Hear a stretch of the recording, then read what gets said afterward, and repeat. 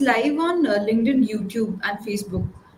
Just give me some time after this introduction. My team will hand over the links to you.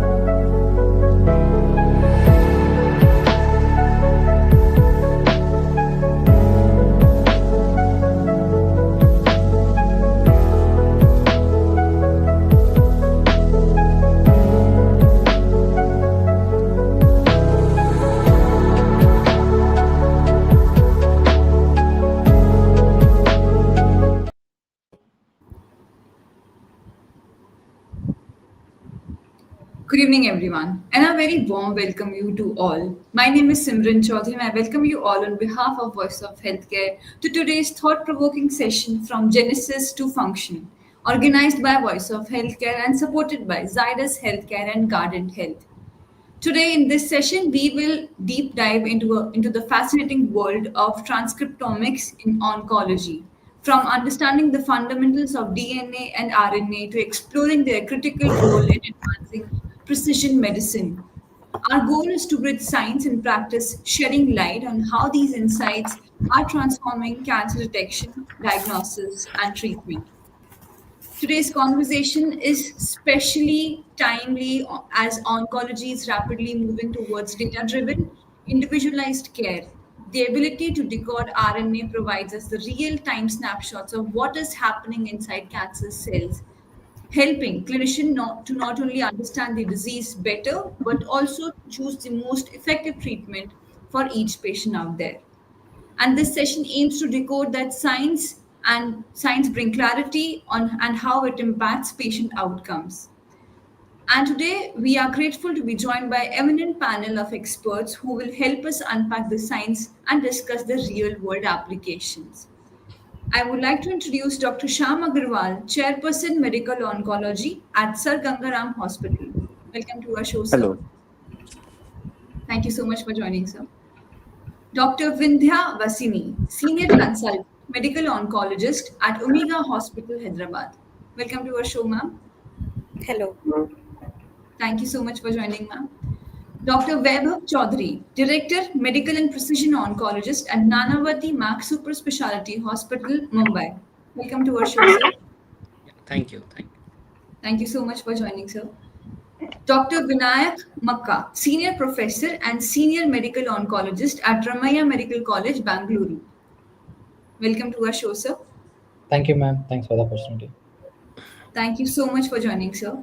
Now, to begin with this conversation, I would like to raise my first question to Dr. Shyam Aggarwal.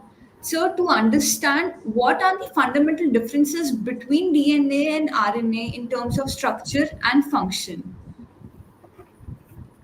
Right. So, in the cell, as we all know, there's a nucleus, and in the nucleus, we have the double-stranded DNA strand, and that DNA is containing the genes which are responsible for cell division, growth, etc.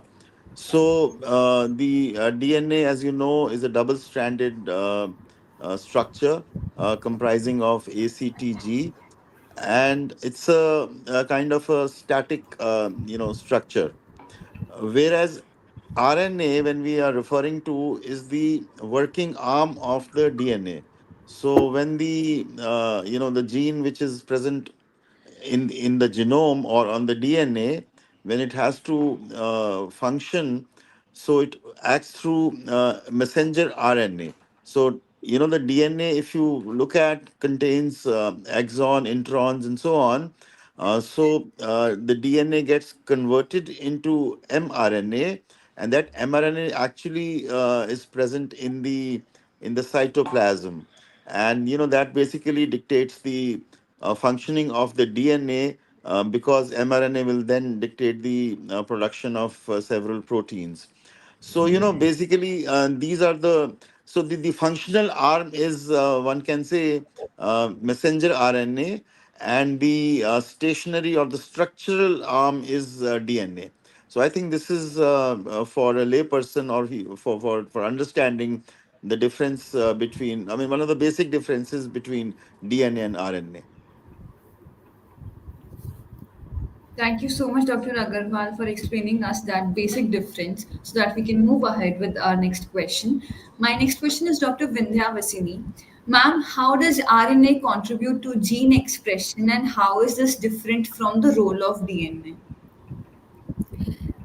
Yeah, thank you for that very pertinent question. And as Dr. Shyam sir has rightly said, DNA, it is restricted to the nucleus of the cell, and it is like the library of all the information required for the day-to-day functioning of the cell. But for the functions to happen, the information in the DNA needs to be read, needs to be translated into proteins. So these proteins are required for the day-to-day functioning, the repair work, the growth of the cells. Say, for example, we take the example of insulin. So insulin is required for the glucose metabolism, and this insulin itself is a hormone or a protein. And for the production of insulin, it requires around 51 amino acids, and each amino acid has a code written on the DNA. And this code or this information is read by the RNA, and this RNA brings the information outside the nucleus into the cytoplasm where the actual synthesis of insulin takes place.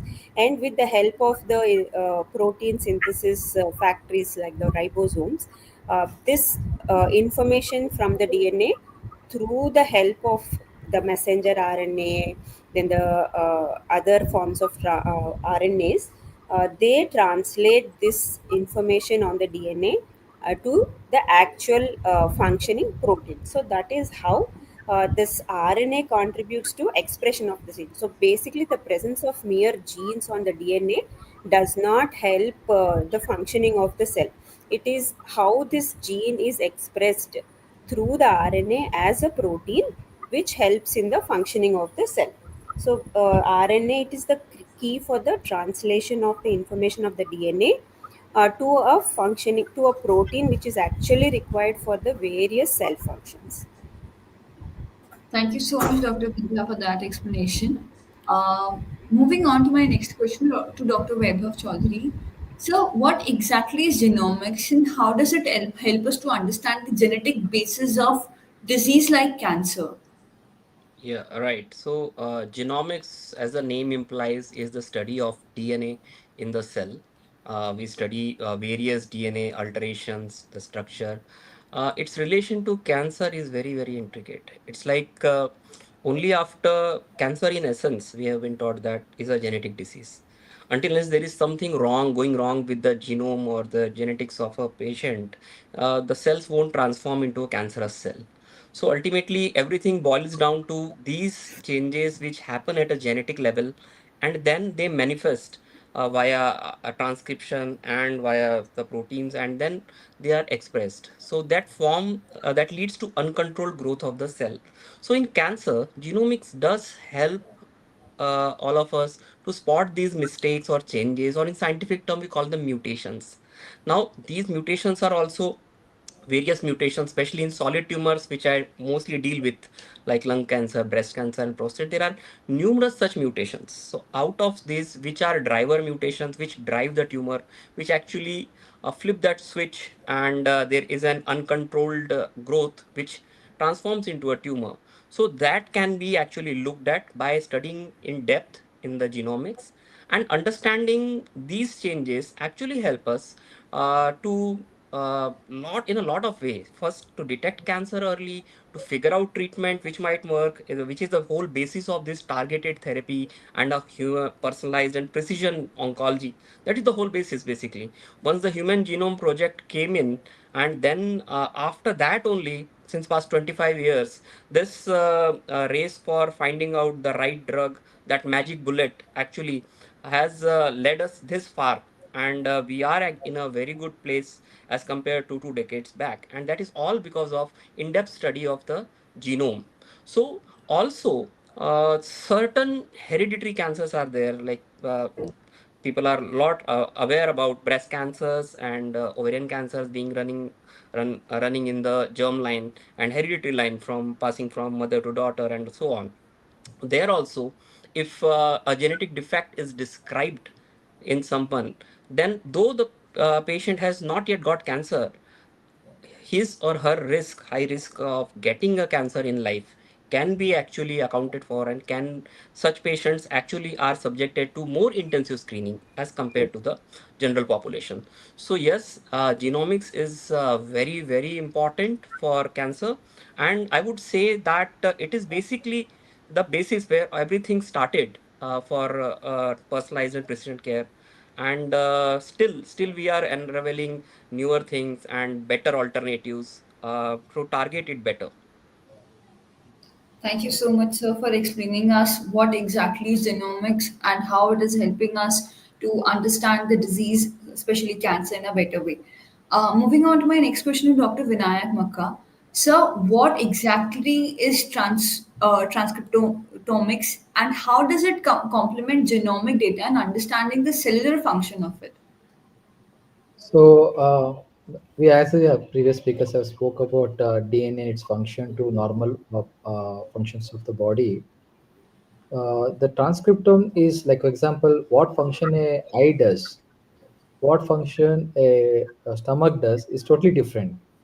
And mind, all the DNA is same everywhere. We share same DNA everywhere. In fact, cancer also shares same DNA. What is differ is how the cells are in the state of mind. That gives transcriptomes. So set of the genes which are coded by RNA, which are responsible for protein function or a lot of other pathways, that is different.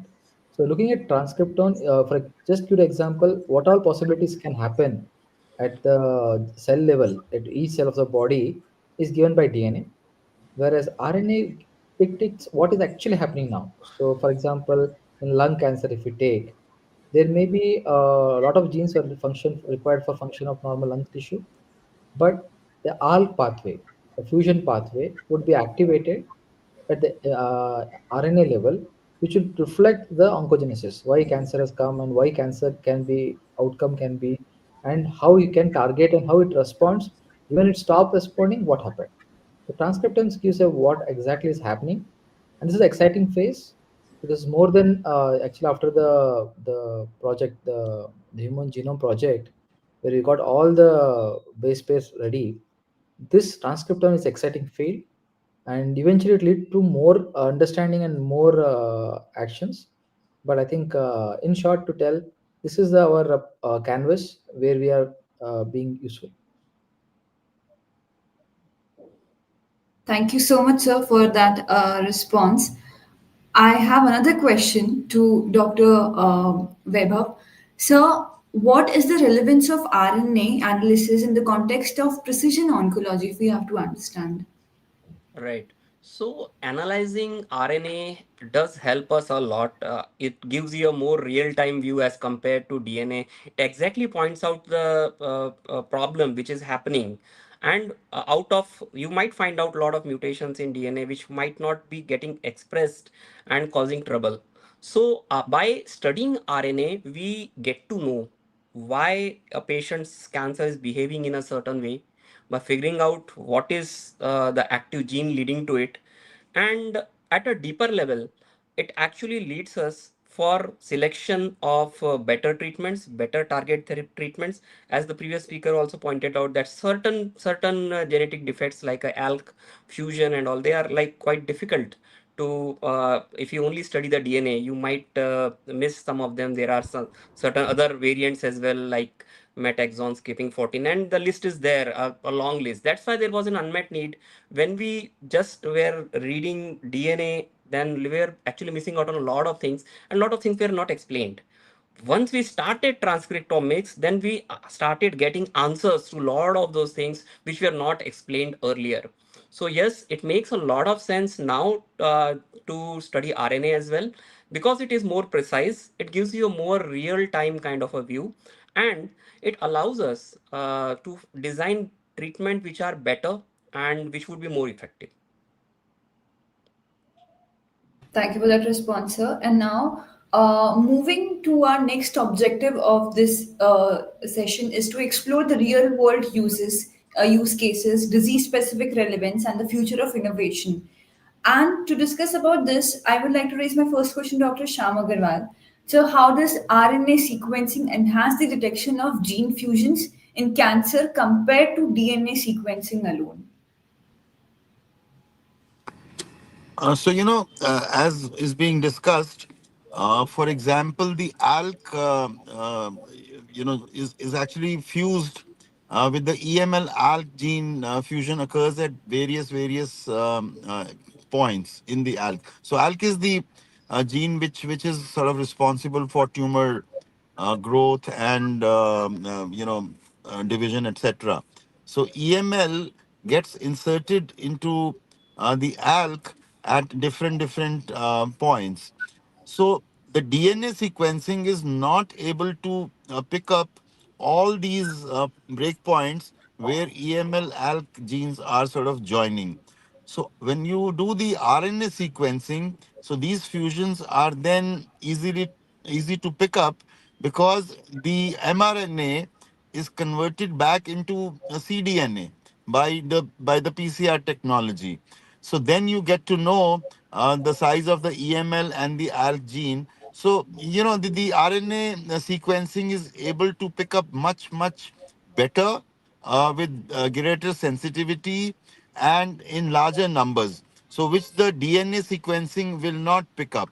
So I think because the breakpoints can vary, and the splicing can vary, which is difficult because these genes are very large, but when they are coming to the functional part, the introns are sort of removed, and the exons of those genes are represented in the mRNA, and of course the fusion genes. So the sequencing of mRNA or the RNA is picking up much more fusions which will be missed on the DNA sequencing. So that is the relevance of doing the RNA sequencing to pick up more and more fusions, and therefore able to identify the drugs which can be used for targeting those fused genes. And those fusion genes are responsible for tumor cell growth and division and proliferation. So I think today the CGP is incorporating DNA and RNA sequencing, and we must ask the labs where we are ordering these tests, because there are certain genetic alterations, particularly fusions, which can only be picked up if we are incorporating RNA sequencing. Thank you so much, Dr. Agarwal, for that response and making us understand the difference between that. My next question is to Dr. Vindhya. Ma'am, in which cancer types is RNA profiling specially important or clinically informative? Yeah, so as Dr. Shyam sir and all the previous panelists have rightly said, now that we know that there are several fusion proteins and fusion genes which are responsible for being the driver mutations in various tumors, not only being the driver mutations, because of their constitutive activity, the various targeted therapies which have been engineered against these fusion proteins have shown tremendous improvement in the response rates and survivals in these patients. So when we look at the most common malignancies which show or which have shown or which have a fusion protein as one of the driver mutations, these include several sarcomas, then lung cancers, especially the ALK positive, ROS and NTRK fusion mutation positive, various tumors, and hematological malignancies, starting with the BCR-ABL protein in the CML which was in fact the first fusion protein which was identified in malignancy way back in 1980s, wherein it was before prior to the identification of this BCR-ABL fusion protein, CML, that is chronic myeloid leukemia, was a fatal blood cancer where the survivals were in the range of a few years, 3 to 4 years, and the treatments were some non-specific chemotherapies and interferon therapies and maybe bone marrow transplants with high mortality. But with the identification of this fusion protein and with the development of a tyrosine kinase, a small molecule tyrosine kinase, that is imatinib, which is an oral tablet that they need to take, they need to pop in once every day. The survivals have in fact become comparable to the normal population. So that is how successful the treatment in CML has been. And now, when a patient of CML is diagnosed, their survivals are expected to be equal to the survival of any other person of their age. So, that is one example of hematological malignancy which has shown tremendous improvement with the understanding of the biology and the diagnosis detection of this fusion. There are several other fusion proteins in other leukemias like the APML, where the presence of PML RAR alpha, which is a fusion protein, detection of this. So it is seen in a type of acute myeloid leukemia where it has a fairly good prognosis compared to other AMLs, with the use of targeting therapy to this PML-RAR alpha, that is all trans retinoic acid and arsenic trioxide. They have shown improvement in the survivals in these patients.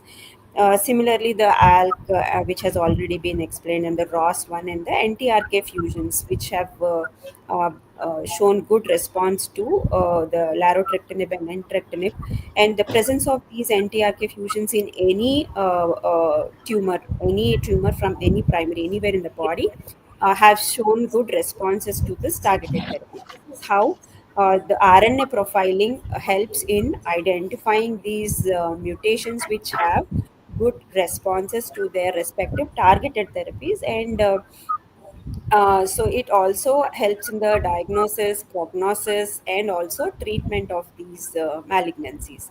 So that is how the RNA profiling uh, helps when added to the DNA genomic profiling. Thank you so much, ma'am, for giving us that answer. My next question is to Dr. Vinayak. So, can RNA expression profiling help us identify the tumor of origin in cancers of unknown primary? Thank you, ma'am. So actually, before, as ma'am previous speaker, ma'am told that the pathway, the RNA pathways can be used for a diagnosis, for prognosis, and therapeutic implications. One of the better technology we have. See, what has happened over time is that we are able to refine RNA better, and we are able to tell the tissue type. That's one new concept is like you can tell the tissue type, like based upon selected RNA expression. This has been studied from long actually. For example, if we take molecular types of breast cancer, we now use very crudely with using ERP or HER2 and call them as HER2 positive, HER2 enriched, or hormone positive, or triple negative. Now, at that time, the studies mRNA expression based panels were used, and they would tell the selected pathways. So for cup actually, in cup, no, the most of patients get variants of treatment which are not very personalized or even specific for the tissue from where they origins. So in that aspect, I think mRNA expression really puts the uh, clinician at ease to start some molecular directed therapy, which is the one which we have seen that they have best outcomes. With respect to treating them with in a basket with of everything, treating them selectively based upon the molecular pathway has given the best results in this subset of patients. In fact, it's unfortunate subset of patients where we are not able to diagnose them correctly. Thank you so much, Dr. Maka, for that response. My next question is Dr. Vaibhav Choudhary. So, what exactly are splice variants and how can RNA help in identify them? So, as the name implies, basically splice variants, they are different versions of a gene's instructions to the RNA. Remember, the genetic code flows from the DNA to the RNA and then proteins. So, at the RNA levels, there might be some rearranging of RNA, which is the phenomena called as alternative splicing. So, what information was supposed to be carried forward, actually it changes, and before the it is being translated into the proteins and being expressed. So these variants are actually very difficult to diagnose by DNA only sequencing assays, and that is the big strong point, this big strength of RNA sequencing, that we can get more information on such variants which are at a level of RNA. And uh, we have lot of insight into this, lot of research has gone into it. So this kind of splice variants actually a lot of times they give rise to diseases, they give rise to resistance to an existing cancer patient on a therapy which he was responding. Because of these variants, they might be a cause for resistance to a particular therapy. So we need to know why these patients are not responding to the therapy which is being designed to treat them. So all these things are there, which are very, very important. So studying these splice variants via RNA sequencing has actually empowered us and enabled us to find answers for the patient's disease, uh, and also the resistance to the therapy, and now finding out better ways of counteracting these things and treating our patient in much more effective way. Thank you so much, Dr. Chaudhary, for that explanation. My next question is Dr. Shyam Aggarwal. So, what are some of the emerging technologies or bioinformatics tools that use RNA to classify tumor subtypes or predict treatment responses? So, as we know, I mean, there are like several thousand, nearly 20,000 genes which are present on the DNA. And then, if you look at the mRNA and the proteins, I mean, there are many, many, many, many more because of, as was told, the splice variants and so on. So, so what when we are looking at a transcriptome or RNA sequencing, you are looking at hundreds and thousands of mRNA sequences, and you need to develop an algorithm or a bioinformatics program to identify the suitable RNA abnormalities which are responsible for the development of cancer. So therefore the algorithms and the bioinformatics has a huge role to play in their ability to identify driver genes, for that matter, on the DNA. And when you come to RNA, you need to have the driver, the RNA abnormalities. So depending upon the tissue which you are testing, the bioinformatics is designed, accordingly to pick up those abnormal RNA sequencing. So I think that is being done, but then the issue is that when you are going into a deep sequencing, then there is a lot of background noise which will emerge. So you need to suppress that noise, and in order for us to suppress that noise and identify the true abnormal driver RNA abnormalities, you have to have these algorithms. So that is where there is a huge role of these scientists to understand the driver genes or the DNA alterations, and here we are talking of transcribed RNAs.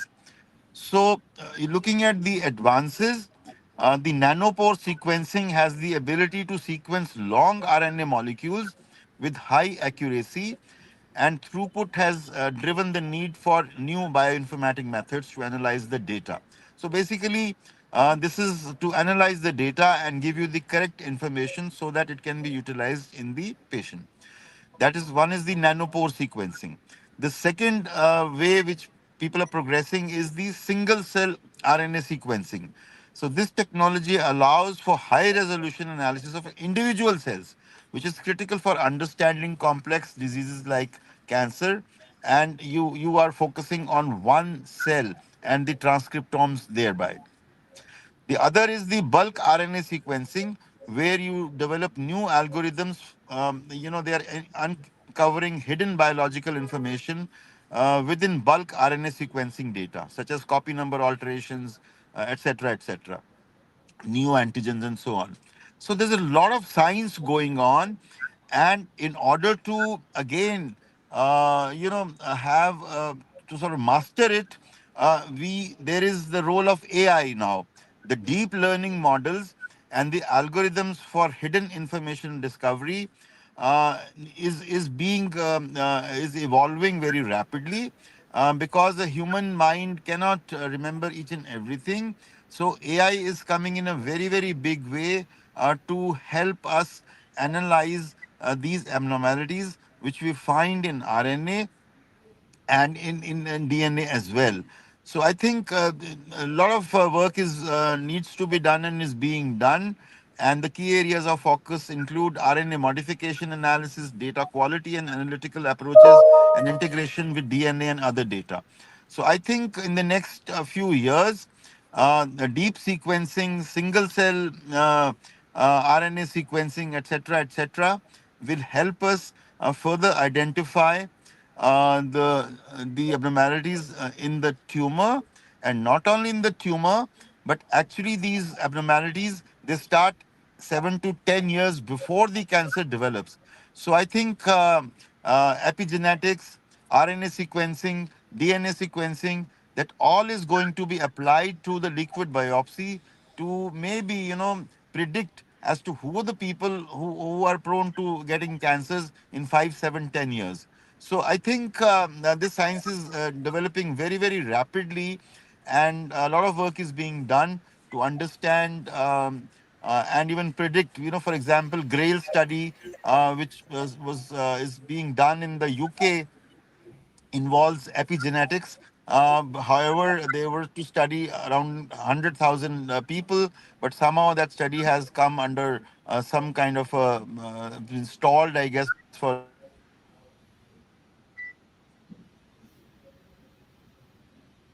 Dr. Sham? I think we lost man. Yeah, I think there's some internet connection issue. I think sir is muted. Dr. Sham, are you there? You're on mute.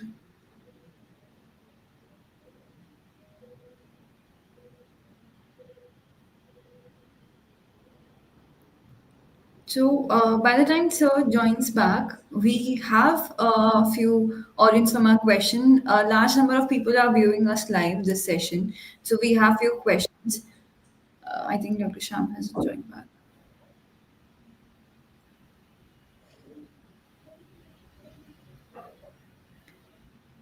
Dr. Sham, can you hear us? Yeah, can you say that again? Yes, sir. You were saying something? No, I think I finished. That Okay. the science is evolving very rapidly, and we need to, do deep sequencing, not only at the bulk level, but also at the single cell level. Thank you. Thank you so much, Dr. Sham, for that response. And like I said, a large number of people are watching us live. So we have lots of questions out there from our audience. The first question is, can where is it? Can transcriptomics be combined to improve cancer treatment? Dr. Vaibhav, would you like to answer that? Yeah, yeah, definitely. It has a lot of potential, and already we are doing it. Not everyone, but the advanced platforms which are there right now are taking advantage of transcriptomics in addition to what genomics we were doing in NGS. So we need more information in when we are faced with cancers, especially stage 4 cancers, relapsed refractory, difficult to treat, because we don't have a perfect answer. Chemotherapy was not even a stopgap as well, because after some time, patient either becomes unfit to chemotherapy, or then the disease progresses itself on chemotherapy. So the ray of hope which has come up in cancers is because of target therapies, immunotherapies, and more we know about the tumor, more the deeper we go at the DNA level, RNA level, now proteomics, metabolomics. These studies are also there and they are now in the making. But transcriptomics is a tool which we are already using, and in few years it will become a norm that every test for a tumor should have transcriptomics data as well, because we don't want to lose out on any information, anything, even if it is a 1% or 2% chance of picking up something which can be very meaningful for treating a patient's particular patient's cancer. So yes, it can be, it should be, and it is being combined to improve cancer treatment right now as well. Thank you. Thank you so much, Dr. Weber, for that response. We have another question. Um, yes, it is that what are the main challenges clinicians face when incorporating transcriptomics data into routine cancer care? Dr. Vinayak, please answer this question. So the main challenge, and I think the elephant in the room, is the cost of each test which we are able to do it. First is that, and second is usually in this science is that a positive test is taken with a very heartily taken, because it comes positive. It is most of the times we repeat also, it stays positive. For example, if his ALK is positive by enough the newer transcriptome ways, it is positive. The way the crust is, sometimes tissue is not enough, it is not processed, it is older. There we find challenges that we're not able to get the information. That's one. That's the second. Third is adaptability. Like we as the clinicians have to get the report for NTRK fusion. Patient still cannot afford the treatment. That's one the handicap which makes it not very pitching to the patients. So the cost are not issues. I don't see any challenge on this part, but definitely even treatment is less, and clinical trials. So clinical trials based on this data is also less. Most of them are third, fourth line, but I think we have to do it way we're doing with lung cancers, where we're treating upfront if ALK is positive. We're not even going anywhere else. So the outcomes are so gratifying, so long survivors. That remains a challenge. I think our colleagues may add a little more if I miss something. Yeah. Dr. Sham, Dr. Sham here. Can I add? Yes, sir. Please go ahead, sir. Right. So as Vaibhav said, and as we all know, the comprehensive genomic profile is incorporating DNA and RNA sequencing. So one of the biggest problems which we are facing when we get the report on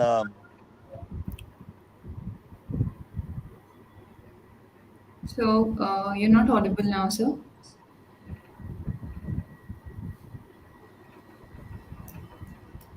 Dr. Shah, we cannot hear you. I think his internet is not working properly. So, Dr. Vindhya, would you like to add on this? So the question is the challenges faced. So Challenges? as Yeah. yeah, one thing obviously is the newer technology and the technical hurdles that we have with the dealing with these newer technologies, and we need more expertise and experience. Not all labs can be will be able to use these technologies, and also how to integrate. This into the existing workflow, and as the panelists were also expressing the high cost for these technologies and use of this uh, transcriptomics, epigenetics, and genomics, the comprehensive use of all these technologies to give a full picture of the entire landscape of the tumor. So still this is a evolving, lot of work needs to be done. We do have good labs which have given us better uh, uh, uh, uh, find results with these use of these newer technologies and giving us answers to some of the questions which needed to be answered, and more work needs to be done. Thank you, Use of ma'am. machine learning tools and artificial intelligence is really picking up, and this seems to have increased the pace of the development in this field. Thank you for that response, ma'am. So Dr. Shyam has joined us back. So you were saying something. I think there Right. was some Yeah. interruption. So I just wanted to add to Dr. Vinayak's point on the cost. So in the current reports which we get on CJP, which includes DNA and RNA sequencing, we get 7, 8, 9, 10 alterations. And the problem is that we don't have targeted drugs against many of these. So, although by doing the sequencing, we are able to identify, several KRAS alterations or, the P53 and you name it. There are so many ARID1A.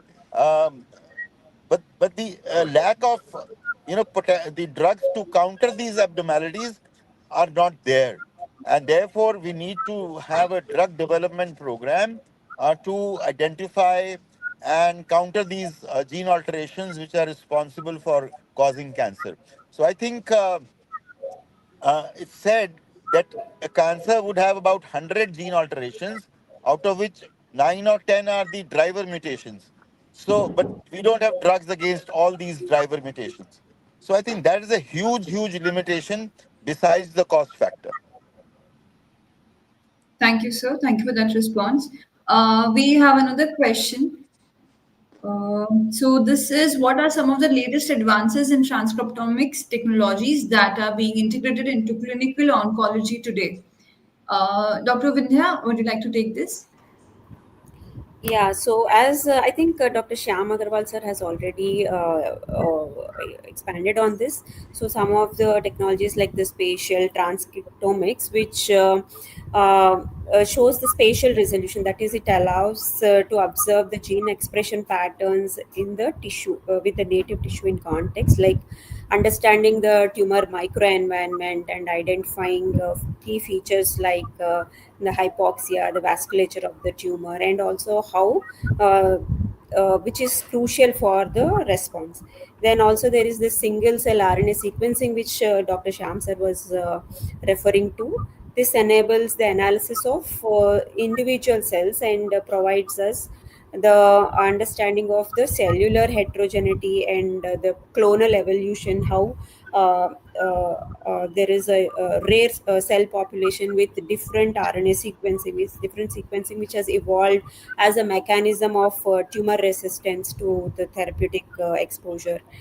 And now we also have these multi-omics integration of data, that is integration of the genomics, the proteomics, epigenetic changes, the transcriptomics. This provides a comprehensive understanding of the entire biology of the tumor, thereby helping us to understand the complex pathways involved in the development of resistance and response to the treatment. So these are some of the newer technologies in the transcriptomics field, which are enabling evolution of treatment in the cancer per se. Thank you so much, ma'am, for that response. We do not have any more questions from audience, and this brings us to end of our discussion today. So I would really like to thank our esteemed panelists for taking out time out of their schedule and sharing your knowledge, insights with us, and making this conversation engaging. So, over the past 1 hour in this discussion, we have gone from genes to function, uncovering how transcriptomics complements genomics, enhances cancer diagnostics, and shapes the future of precision oncology. We would like to thank Zydus Healthcare and Guardant Health for supporting this knowledge sharing initiative, and to all our attendees, our audience who are joining live for this session. Thank you so much to all our esteemed panelists here for joining us for this conversation. Thank you. Thanks. Thank you. Thank you. It was a Thank you. pleasure. Thank, thank you, ma'am. Thank you, sir. Thank you.